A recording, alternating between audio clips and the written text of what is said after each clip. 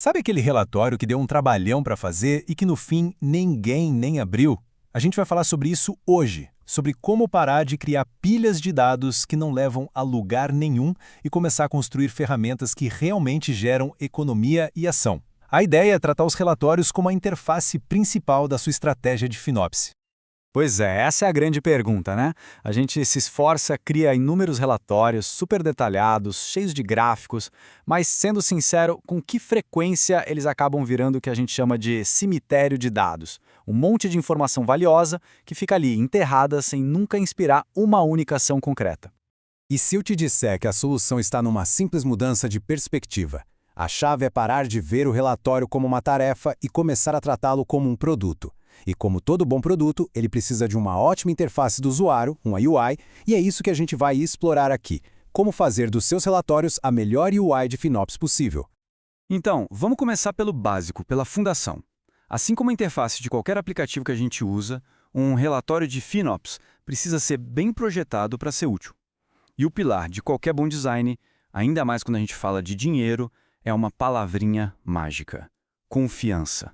Uma forma bem direta de construir essa confiança é, antes de tudo, arrumar a casa.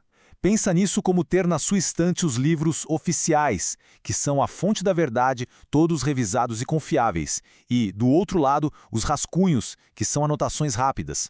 Ao separar os relatórios gerenciados, que são seu padrão ouro, dos não gerenciados, que servem para consultas rápidas, a gente evita que alguém tome uma decisão importante com base em dados que já ficaram para trás. E essa ideia da Intuit é genial e resume tudo perfeitamente. O objetivo não é criar uma avalanche de relatórios, é ter um punhado deles, talvez menos de 10, que sejam tão confiáveis e bem feitos que respondam às perguntas mais importantes. É sobre qualidade e não quantidade.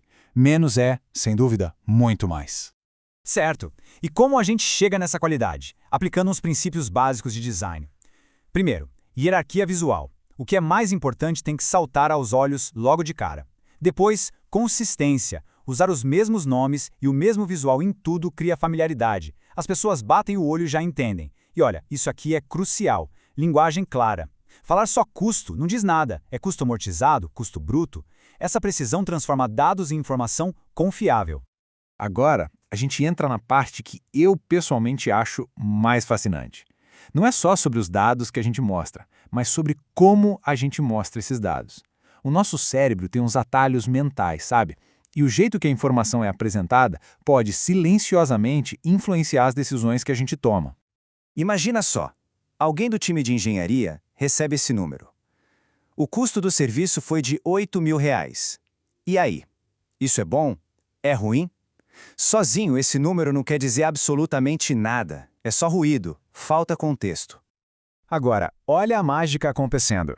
A gente só adicionou uma informação, uma âncora, o serviço mais caro da empresa. De repente, aqueles mesmos R$ 8.000 parecem uma pechincha. Isso é o famoso efeito de ancoragem em ação. A primeira informação que a gente vê prepara o terreno para todo o resto. Outro atalho mental perigoso é o viés de confirmação. Se a gente entrega um relatório com 40.000 oportunidades, é um convite para a equipe procurar um dado que prove que, nem tá tão ruim assim, olha o fulano. Mas, e um relatório focado que diz as 5 maiores oportunidades da sua equipe? É a diferença entre dar um oceano de dados onde dá para se esconder e entregar um mapa que aponta direto para a ação. Não tem para onde correr. Dá uma olhada nessa tabela aqui. Para onde o olho vai primeiro? Eu aposto que foi para o número maior em negrito, os 12.500 do serviço A. Nosso cérebro é programado para focar no maior valor. Mas será que ele é o verdadeiro vilão da história? E aqui que está o pulo do gato. Com uma simples mudancinha de destaque, a gente muda completamente o foco da atenção. Agora o serviço C está gritando. Ele não é o mais caro no total, mas o custo dele está crescendo fora de controle. A gente acabou de usar o efeito von Restorff para apontar para o problema mais urgente, sem mudar um único número. Sabe aquela sensação de paralisia quando você tem opções demais? Tipo olhar um cardápio de restaurante com 200 pratos? Isso tem nome. É a lei de Hick. Esse gráfico aqui com 20 oportunidades de otimização é a receita perfeita para a inação. Quanto mais escolhas, mais a gente demora para decidir, ou simplesmente não decide nada. E qual é a solução? Simples. Não apresente um problema, apresente um plano. Em vez da paralisia das 20 opções, a gente mostra as 3 ações principais. Isso transforma um monstro de 7 cabeças numa listinha de tarefas que dá para resolver. Simplificar não é só elegância, é o que funciona. Beleza, já entendemos como projetar os relatórios e até usar um pouco de psicologia a nosso favor. Mas de que adianta ter o carro mais rápido do mundo se ele ficar trancado na garagem? Agora vamos para o lado prático da coisa, as ferramentas e, mais importante ainda, como fazer esses dados chegarem nas pessoas certas. E aí vem aquele debate clássico, né? Construir nossa própria ferramenta ou comprar uma pronta? A verdade é que não tem resposta certa ou errada.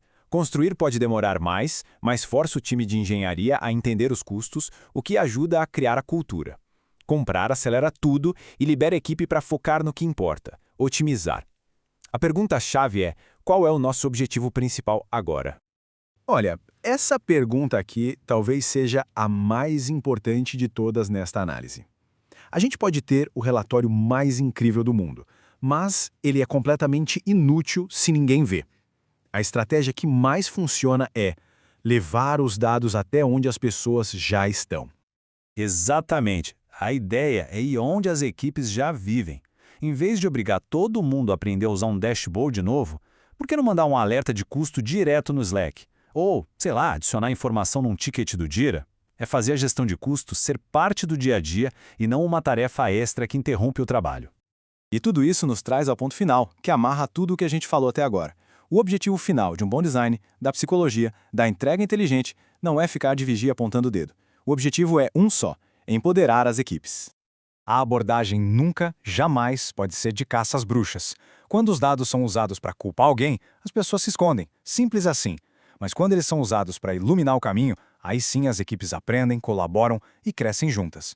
Essa citação é perfeita. Uma cultura de culpa é a maior inimiga do progresso.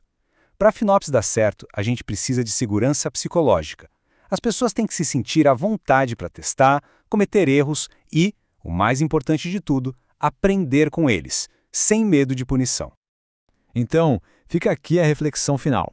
Que decisão uma equipe poderia tomar hoje se tivesse acesso aos dados certos, apresentados da maneira certa? Porque no final das contas, um bom relatório não é sobre gráficos e números, é sobre destravar o potencial das pessoas para tomarem decisões mais inteligentes. E é isso que realmente transforma um negócio.